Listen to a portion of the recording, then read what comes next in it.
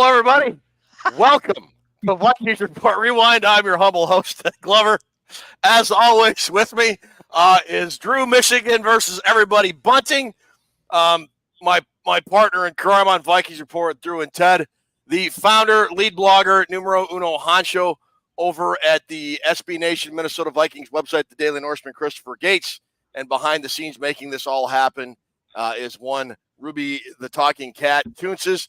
Folks, the Minnesota Vikings win a 3-0 barn burner, moved to 7-6, and if you sat through that entire game, you may be entitled to substantial financial compensation.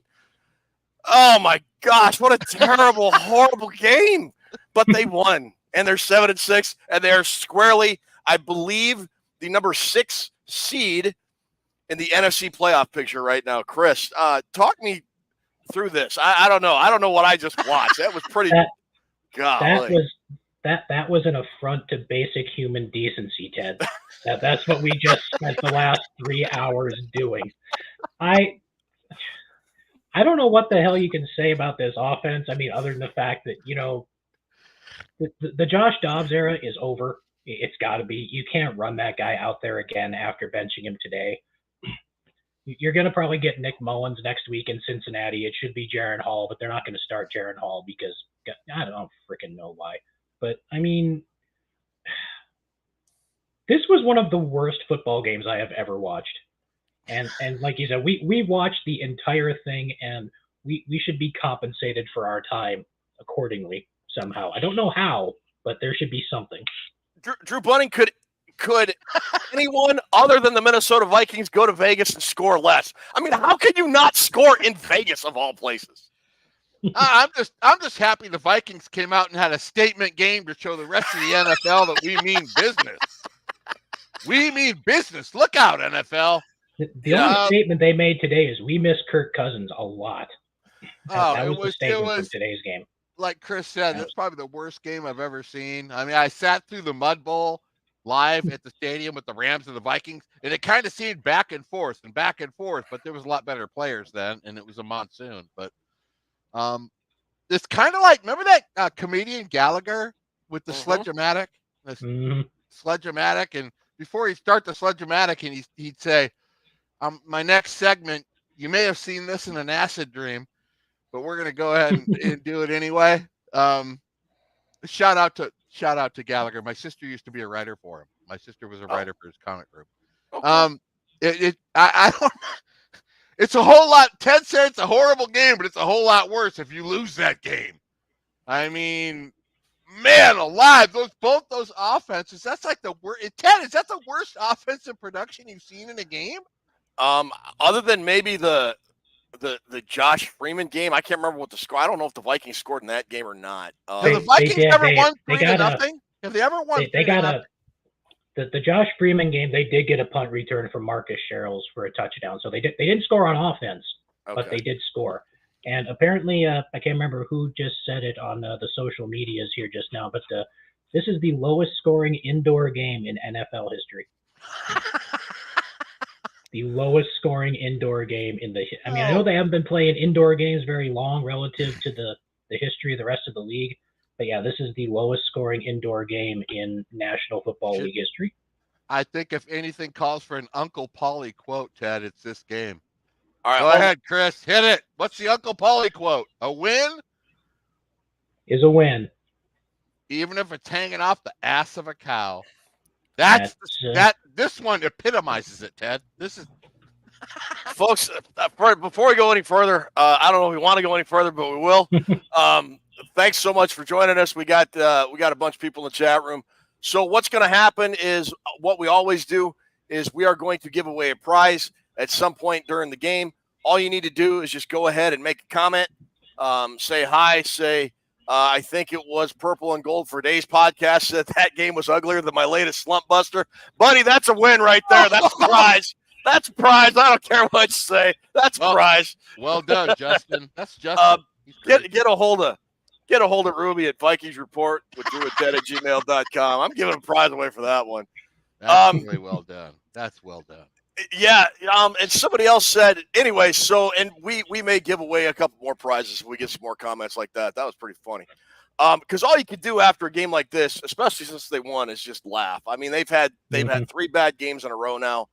I would argue that Kevin O'Connell went to Nick Mullins probably about 5 quarters too late. I think he could have made an argument at the halftime of the Bears game. He could have done that. Maybe at the end of the third quarter of the Bears game. I don't know. But yeah, and somebody else said, yeah, that was a statement game. I don't know what the statement was, but it was in fact a statement game. You know, look, Drew, it's at one point today, the Vikings offensive line, I think, from left to right, and Chris, correct me if I'm wrong, was Austin Schlottman, Dalton Risner, and then he got hurt. Bradbury, then Blake Brandel, and Quessenberry. So it was Darisaw. Schlottman came in for Risner. Bradbury was still out there, and Blake Brandel and Quessenberry there, and that they were basically out of offensive linemen there for I think Chris Reed was still up and active, but that dude hasn't played in like a year and a half, so I don't know. And then you had Kirk out, so you had Dobbs in. Justin Jefferson went out early second quarter because Josh Dobbs threw him a hospital ball that he caught, and JJ literally was transported to the hospital after that catch when he went up and caught it. So your top wide receiver was out, your top quarterback was out. Your offensive line was basically the third quarter of the second preseason game offensive line, and guys just kept getting injured all game, and somehow the Vikings found a way to win it. Look, it was an ugly win. It was probably the ugliest win I think I've seen, and I was not around for the Gary Cuozzo days, like some of you may have been. So I don't know, Drew. It was I don't know. I don't know. It gets to a point when they're punting back and forth. Second quarter, third quarter, nobody scored. Fourth quarter, nobody scored. It gets to the point where you're really telling yourself, "I'll take anything to win this game." At this point, I want safety, anything. You can't lose this game because it's nip and tuck all the way down the line. But I don't know why it takes so long. It was obvious that Dobbs didn't have it. You got to get a guy in there to spark the team. And when Mullins came in, he threw that first pass, and I'm thinking, well, there we go. That'll spark the team. But he got it done. He came in, he got it done. But I did. Man alive. I haven't seen the Vikings offense, Chris, look that bad in a long time. No. And I know there's injuries on the offensive line, but you have to adjust. You have to figure out how to move your team. You have to. God, I don't know how far back you have to go to find a Vikings offense that was that bad. I mean, the Spurgeon win days, perhaps, toward the end of Denny Green's last season when everybody just basically checked out. I mean, God, I know people are going to bring. I know Ted already brought up the Josh Freeman game and whatnot, but Freeman went into that game having gotten like 2 or 3 days of practice reps or whatever. Like Dobbs has been here for weeks now, and the he doesn't know the offense, whatever. Those aren't valid excuses anymore, especially if you're going to go through the bye week, right? Have everyone wondering who your quarterback's going to be, and then you decide to run Dobbs out there again anyway. So I mean. What is up with Dobbs? You guys tell me. What's up with Dobbs? You guys both give me a rundown of what's going on with that guy. Go ahead. Terrible. Kevin O'Connell is calling plays for Josh Dobbs like he would call for Kirk Cousins. And it doesn't work because Josh Dobbs is not that kind of a quarterback. There's an account that goes around on Twitter during some of the football games. It's a parody Dennis Miller account, which I think is hilarious, but that's just me.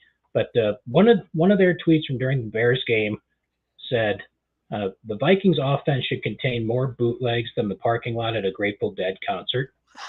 And the Vikings are not doing that. It's 7-step drops, hope the offensive line holds up, and try to hoik it down the field. And it's not working. They need to get him out of the pocket, out on the edge, because when they do that, he can either take off or he can throw the ball. But, Kevin O'Connell's not calling the offense that way. And I just don't understand why that is.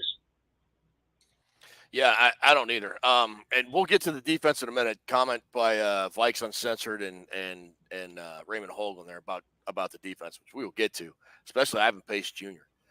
Um, my thing is the game Josh Dobbs had today.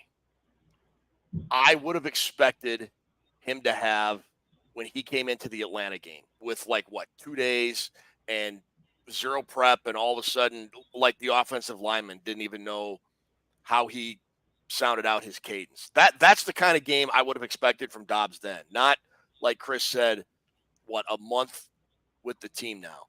I agree that I think Kevin O'Connell to an extent is trying to do a square peg into a round hole sort of thing with Dobbs in the type of offense the Vikings have versus what Dobbs is good at. But still, that said, he is an NFL quarterback and should be able to make basic throws. And every throw he made today was higher than Snoop Dogg, man. He threw KJ Osborne into a concussion in Atlanta. He threw TJ Hawkinson into cracked ribs or bruised ribs in Atlanta. He threw Justin Jefferson, first game back in 7 games, into the hospital today. He has no accuracy. I mean, what? And he had an exciting 2 games, and I don't want to take that away from him, but he had weaknesses when he got here. And after those 2 games, we're like, whoa, maybe he's figured it out, and O'Connell's the QB whisperer and all this stuff, Drew. But I just think we are seeing kind of who Josh Dobbs is now. And this is who he is. This is who he is. And his confidence is gone. He doesn't have any confidence anymore. I mean, you put Mullins in there who had the same amount of time to pass, and he was letting it go. Yeah. And he was getting the ball to receivers, and it was same rush, same offensive line. It just Dobbs he doesn't have any confidence left. You can't go forward with him. You have to go with Mullins. I know I see some comments coming in about Jaron Hall. You're not going to play Hall at this point. I mean, you got to go with Mullins from this point forward and make Dobbs the backup. But I don't know what he's doing. You know what was really strange to me? Dobbs ran 15 yards for a first down in the first half, and the camera flipped to KOC, and he was pissed off about it. And I'm thinking, why is he pissed off? We just got a first down, he doesn't want him to do it or something. You could see O'Connell mouth the words "F me," right. I put that out on X. I said, hey, was it me or did KOC just go F me after that big run by Dobbs? And people said I don't have the ability to rewind. I've got Game Pass, whatever, Sunday Ticket on YouTube, so I can't rewind it. I'm not taping it. And other people said that there was somebody wide open down the field, and that was what he was frustrated with, because instead of keeping the ball and running it, he should have thrown it to, I think it was Justin Jefferson who was open before he went out. And then later in the game, on that game-winning, scintillating field goal drive that put the Vikes over the top 3-0. Mullins, it was 3rd down, and he kind of checked down to TJ Hawkinson and caught it and backpedaled for the first. And Mark Sanchez, the analyst on TV, said, hey, Josh Dobbs rolls out of the pocket and tries to run there.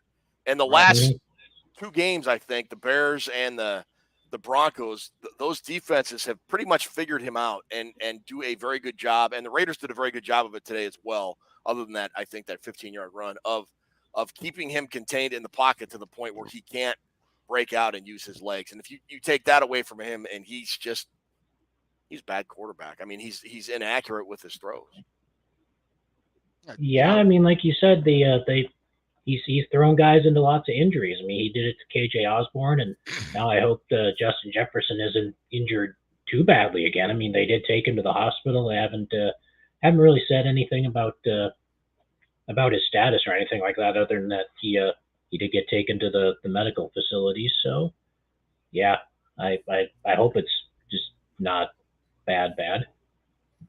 So, Drew, what's your deal with Dobbs? What do you think the deal is with Dobbs? I just think he's lost his confidence. I think he's being, I don't know, probably overanalyzed too much. And he's not the type of quarterback you want to get regimented into being a robot. He's not. He doesn't He doesn't look comfortable. When a quarterback's not comfortable, Ted, they're not happy in the surrounding they're doing. It's tough to say because he's a good quarterback, but he just, he's inaccurate. He's throwing the ball high. I think he's one of those quarterbacks when things start going wrong, he can't just stop that and put that behind him and move on. He seems to lose confidence as he goes. But we're seeing why he's been on 7 teams since the University of Tennessee. This is what he is. This is what he is. He's not the future. You got to give it to KOC. We're trying to piece together the quarterback situation since Cousins has gone out. I don't know how far we're going to get with it, but I don't know.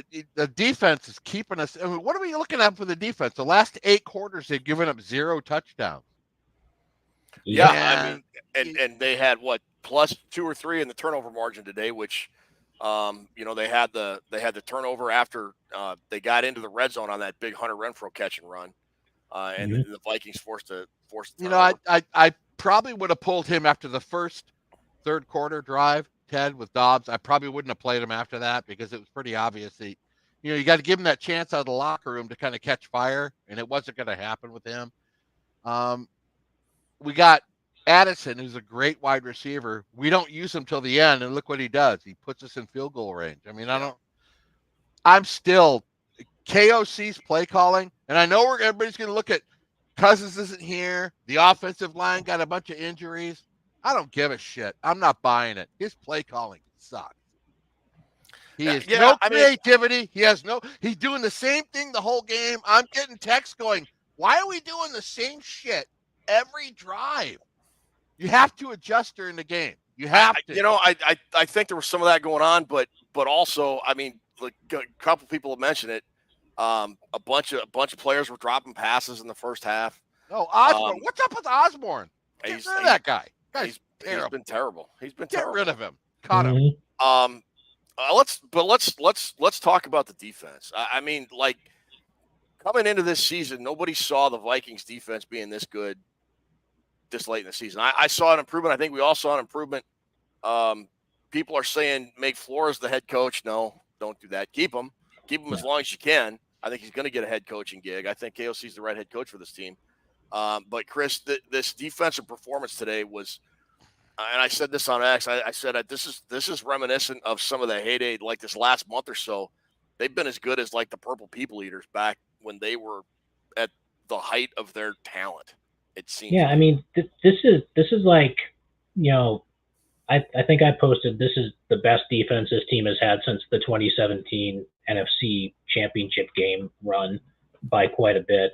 And, some of those defenses back in the day with like John Randall and Henry Thomas and those guys manning the Chris Dolmans and guys like that. But what Brian Flores is doing with this offense, I mean, I'm sure I think there's an award for NFL Assistant Head Coach of the Year. That dude should walk away with that award for what he's done this season at this point. Because I remember talking in the preseason where we were all like, maybe by the second half of the season, they'll probably start to gel and solidify a little bit and everyone will be used to it.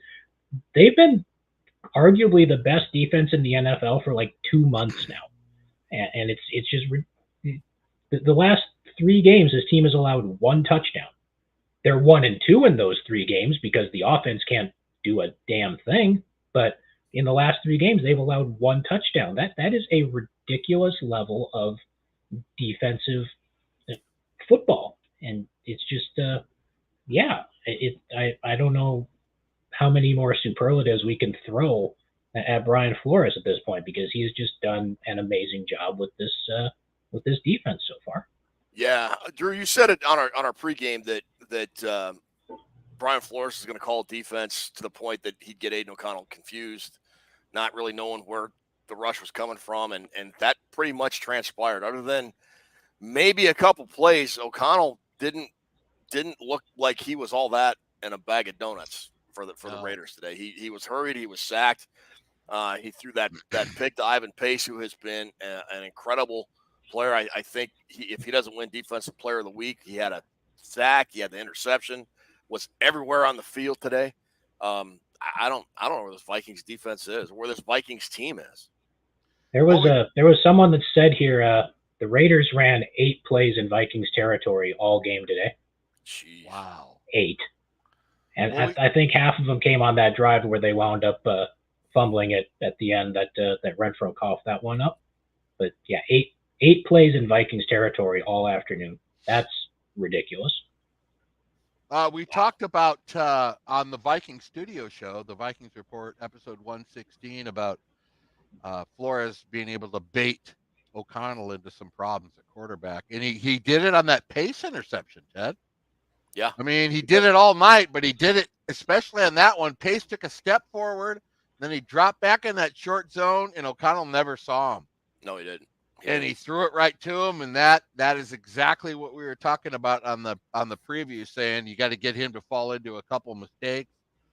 When you're playing a team that is that terrible on offense, you can't win 3-0. But we did win 3-0, so I'm not going to bitch about it. But you're not going to play a worse offense than that all season.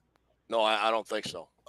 But that doesn't downplay the job the Vikings did. The Vikings defense.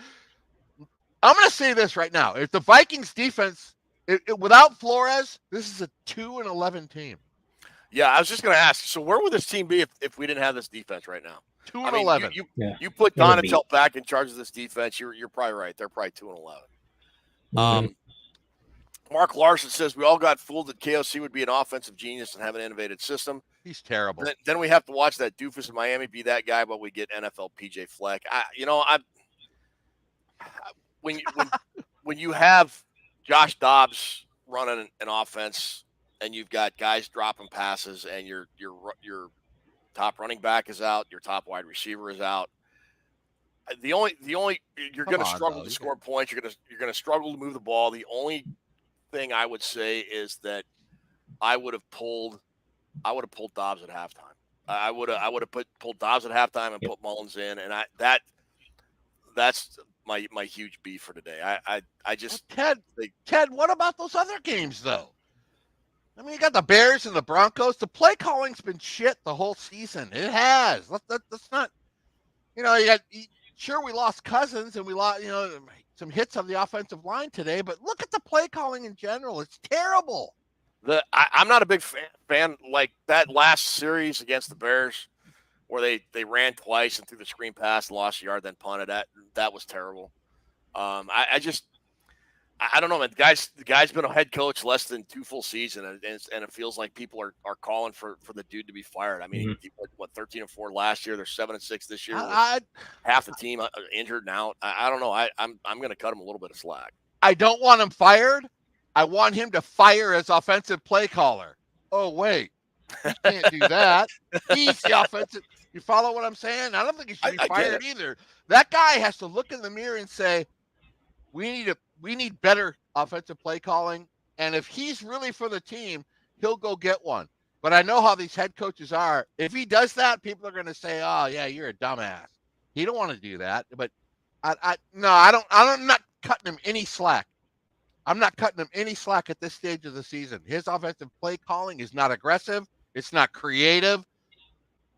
And players are going to get injured. You have to find a way to be better.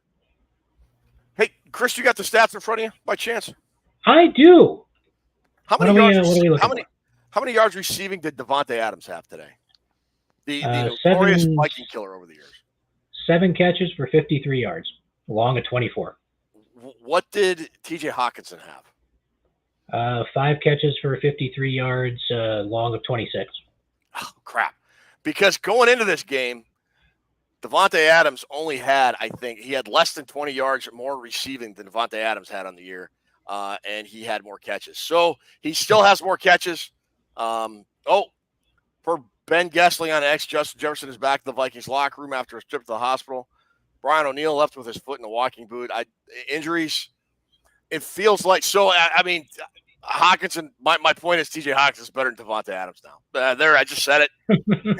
And you know what, Ted? Hawkinson came alive when Mullins went in there. He did. He caught that deflected pass, and he was a big part of the offense.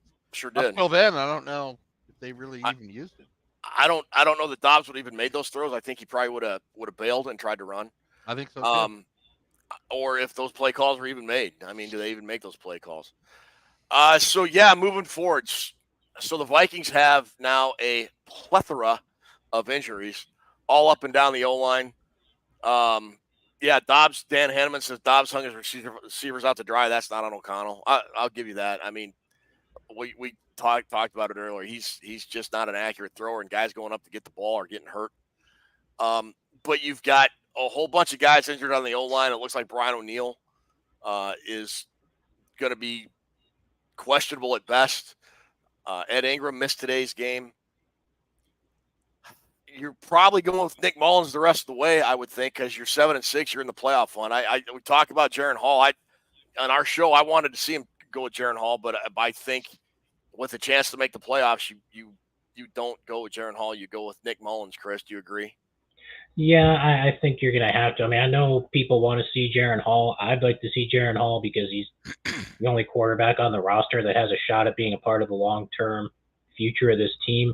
But, Kevin O'Connell wants to win football games, and he wants to make the postseason, and Nick Mullins probably gives you the best opportunity to do that going forward. So, yeah, it's going to be Mullins. I don't know who they're going to designate as the emergency quarterback or whatever, but yeah, I think after this, you kind of got to go with Mullins the rest of the way. Drew, what do you think? You think Mullins the rest of the way, or would you look at Hall? I think it's week to week at this point. Oh yeah, that's fair. Yeah, that's very fair. I think the Vikings are just trying to get through the season. They still want to be competitive and get to the playoffs, but you gotta kind of go with the hot hand. I think Mullins right now, when he came in the game, it seemed like a lot of times you bring the backup in, the offensive line plays better too. No matter who's in there, they're kind of, all right, we got to protect this guy. He's the backup or whatever. I would probably, being that Dobbs' confidence seems shot right now, I would probably start Mullins, and I think I'd, let Dobbs watch a couple games from the sidelines. But I don't think we're done with. I don't think Dobbs is done. I don't. Dan Hanneman, we're trying to do whatever he can to win these games, Ted. And right now, it's desperate. I mean, Dan Hanneman says Dobbs should be number 3, and I kind of agree. I get starting Mullins. You've got 4 games left. You're in the 6th seed in the NFC. Mullins is the more experienced guy, the better veteran. But I would put Jaron Hall as your backup guy, and I'd make Dobbs your emergency number 3. Just let him sit. Don't put any pressure on him to have to enter the game at all, just in case, even if Mullins gets hurt. And Mullins can run the offense, man. I mean, you saw it seemed like the offensive line got immediately better. I don't know if the offensive line got better. I just think Mullins got rid of the ball. I just think Josh Dobbs held on to the ball way too long today. How many times did he get sacked today, Chris? Dobbs. Let me pull up the stats here. Let's see. I got 1 for Spillane, 2 for Crosby, so that's 3. You got 4. I got 5 sacks for the Raiders overall. I don't think Mullins got sacked, so those are all on Dobbs. So yeah, 5 sacks for the Raiders. The one from Spillane, I mean, he just came right up the middle, and I mean, he nobody touched him. He damn near beat the ball into the quarterback's hands. I mean, that's not Dobbs' fault. But the other 4, you could argue, he just didn't pull the trigger on making the throw. Whether Drew, like you said, his confidence is shot. He didn't have confidence in making the throw, or what. At least with Mullins, he got the ball out and he got yards, and he matriculated the ball down the field.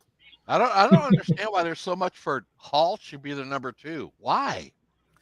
Because Dobbs sucks ass. Well, come on. What do you know about Hall? You think Jaron Hall in there today would have made a difference? Gee, I think he would have been better than Josh Dobbs. I don't think he would have been as good as Mullins, but he wouldn't have been as bad as Dobbs, I don't think. No chance. So he's a little bit better than Dobbs, which is slightly up from ass. It's like the lower back to ass. I'll take mediocre over ass. I'd put Dobbs at. Somebody just mentioned in the chat that maybe you could have Dobbs kind of come in for a Taysom Hill type thing. That's an idea too. I mean, you never. But you're not gonna. They don't run the guy anyway. So what the hell is the point? Yeah, that's true. I mean, that's true. The whole idea of having a mobile quarterback in there is that you're actually going to give him the ball and let him run the football. And the Vikings don't do that. It is amazing to see what's happened with Dobbs, guys, compared to that Atlanta and New Orleans game. Yeah, he looks like a completely different guy. And I was talking to Ruby about it. Also, Ruby had the quote of the game when she said, "Oh my God, Ham's getting the carry," which I cracked up for like a half an hour. But he looks completely different. I don't know what the deal is. I know the guys like playing with him. Ted, I don't know. He looks completely different than he did a month ago. Yeah, I mean it's remarkable how he's gone from pastronaut to ass. Two S's. Astronaut. Yeah.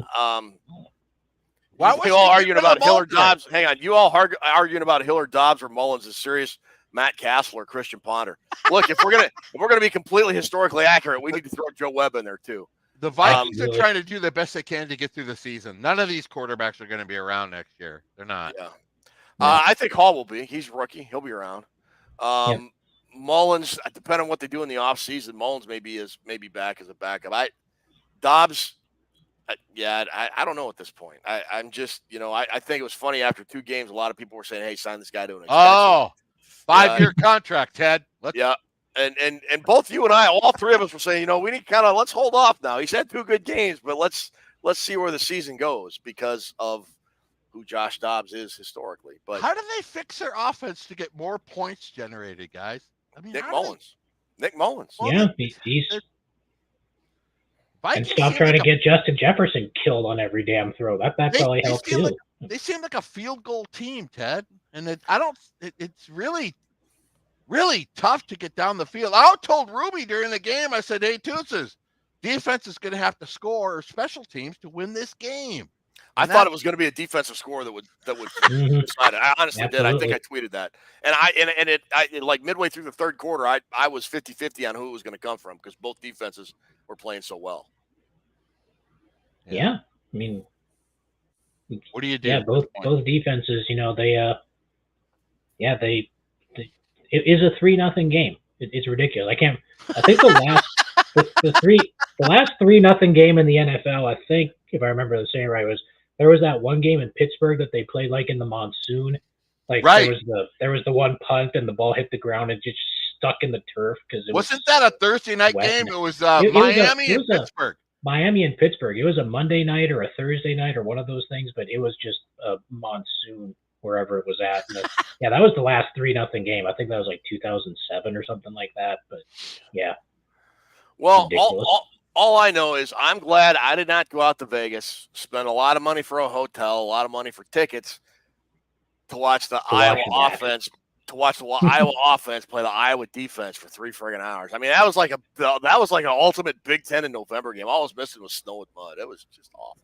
What about Brian Flores? He must be thinking during that game, Christ's sake, it's the fourth quarter. We haven't given up one single point, and we don't have a point. I mean, come on. Help me out, offense. And they kept after it, and they pitched the shutout. I mean, look, you can make an argument the Vikings are going to have to throw 4 more shutouts for them to get 4 more wins. I don't know, but I will say with Nick Mullins, I think the next 2 weeks are going to be promising because he hasn't played yet. I think he's got a couple good games in him, and then we're just going to have to see from there because what happened, GMAX 72. Nothing good, GMAX. And OG, what happens against a playoff team?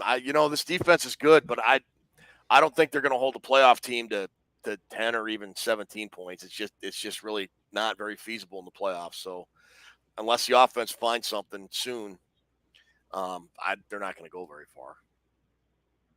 No, we've got a bit of a short week this coming week because this week's game's on Saturday.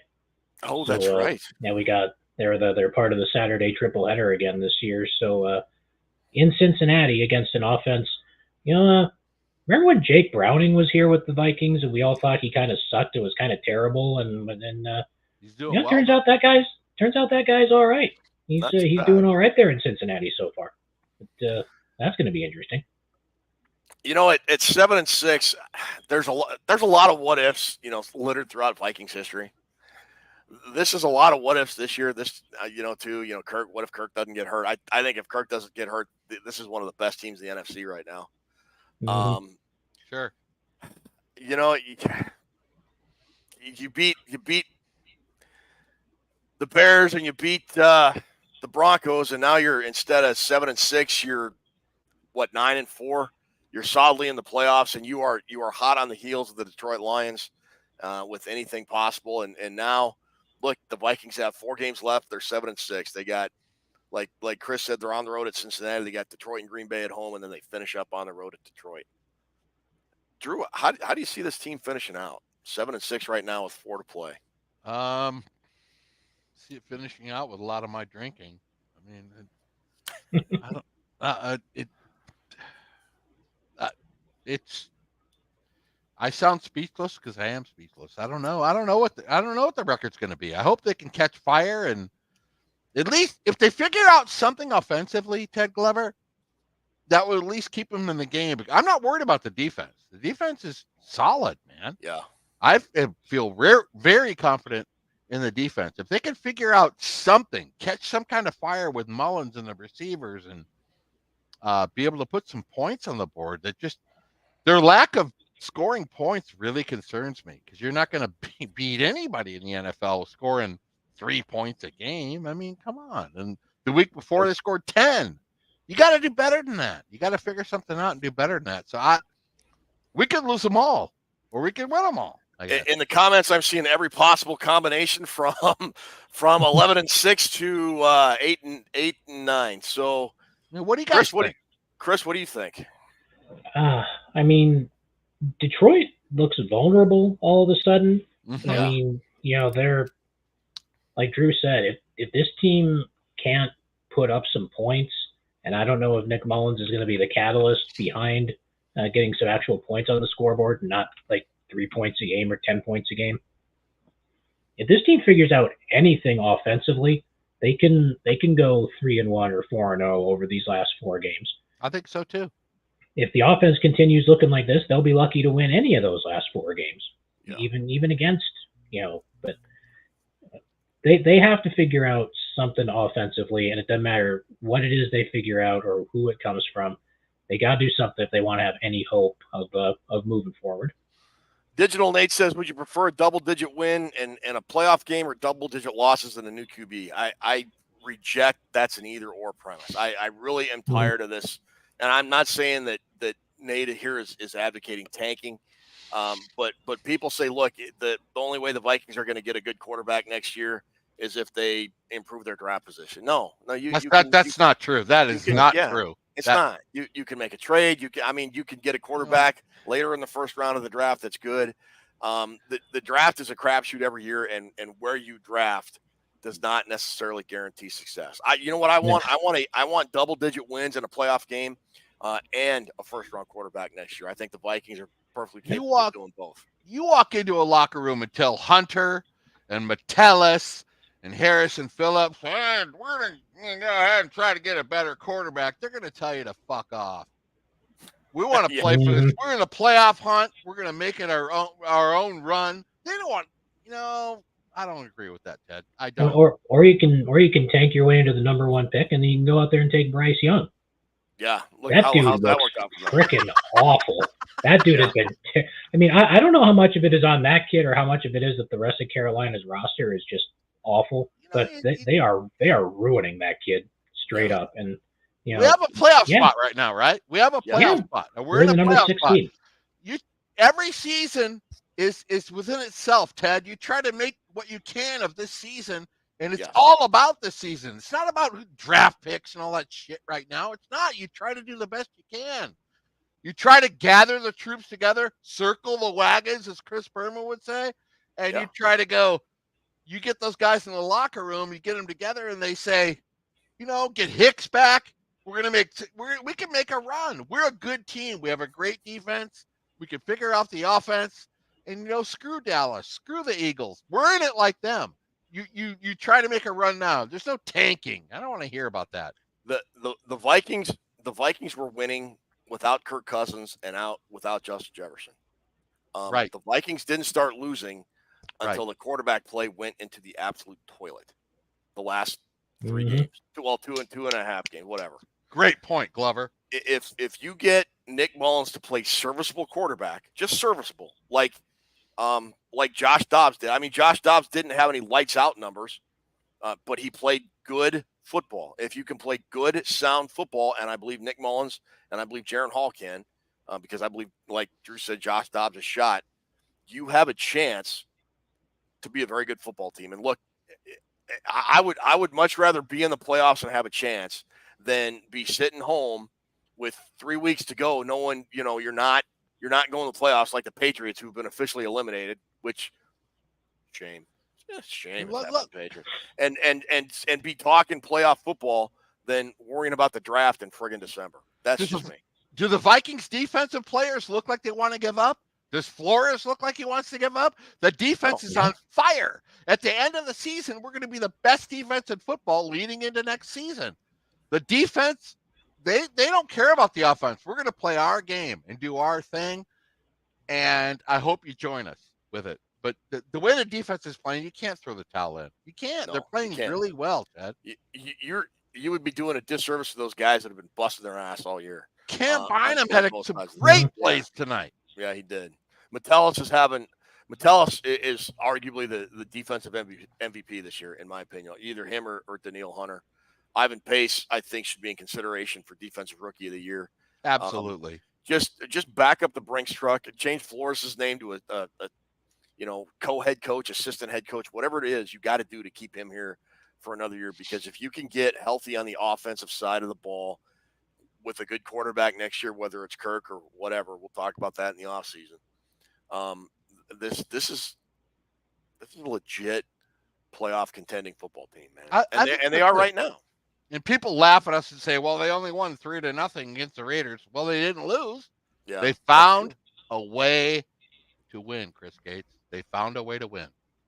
They did, and that's the only thing that matters. I mean, people were up in arms last year about the Vikings finding ways to win these one-score games and whatnot, and they're finding ways to win them again this year. I mean, not quite at the pace they were last year, obviously, but a win is a win. Like you said, doesn't matter. I mean, it's a 3-0 win is just as counts for just as much as a 40-0 win. So, yeah. All right, let's see. I missed it. Here we go. There were a couple of here. Jay Johnson said update from Ben. That'd be Ben Gessling, Strip beat reporter.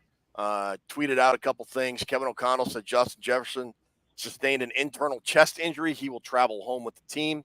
I assume to be reevaluated later. Brian O'Neill had a left ankle sprain and mentioned earlier here's our boot. Alexander Madison had a right ankle sprain, and Jalen Naylor is in the concussion protocol. And I still don't know how the number 21 for the Raiders, and I assume that happened when Naylor caught that pass and then got hit kind of helmet to helmet. I don't know how that wasn't called a personal foul, but that's just me. Thank you, Jay Johnson, for giving us all that info. Yeah. We appreciate it. Yeah. Okay. So real quick, we're going to Ruby just informed me that she's ready to spin the wheel, but her mic isn't working, which is fine. Before we get to the wheel, in a game, in an instant classic like this, you have got to have a play of the game. Christopher Gates, give me your instant classic 3-0 play of the game.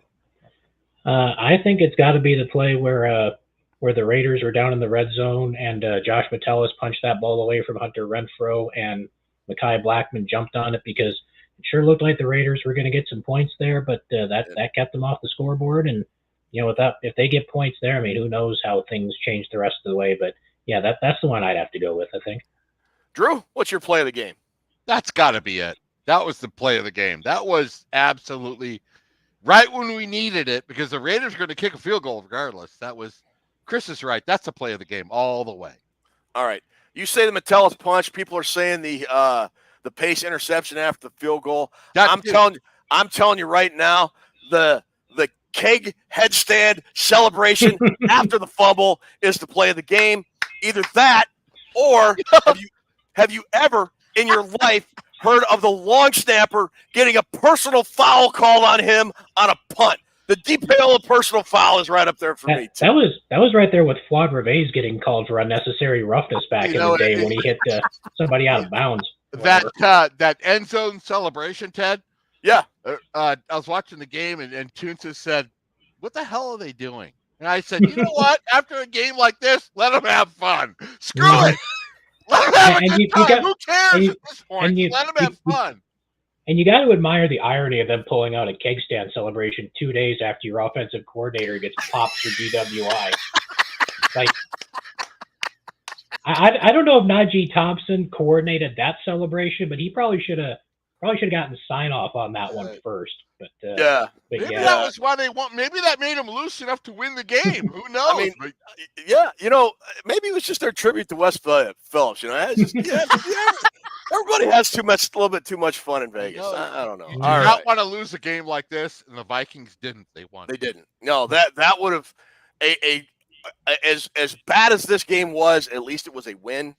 A loss would have put the Vikes at 6 and 7. I think, depending on what the Packers would do tomorrow night, would have knocked them completely out of the playoffs for the moment. Look, it's ugly, but man, I'll take an ugly win over an ugly loss any day of the week. Chris Papa, KOC pulling Dobbs was the move of the game. Yeah, that's a good point. Good point. All right, offense looked up drunk all game, figured they'd get in on the action. Defense figured they'd get on the action. TD ski. That's good. That's a good one. At least they compensated for Max Crosby. They didn't let him ruin the game. At least they. Honestly. All righty. Ruby, I know you don't have a mic, but if you want to go ahead and bring up the wheel and we'll spin it, we'll figure out who our prize winner for today is. There's the wheel. There's the wheel. I love the wheel. Oh, the wheel has sound too, which is good. All right. Sweet.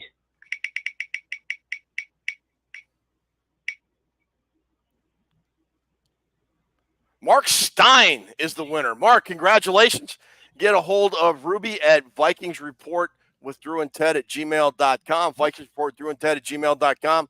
She'll send you a link to our prize vault.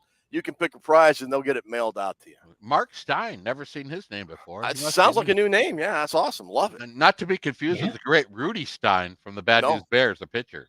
Or Mark McGuire, the former Cardinal slugger.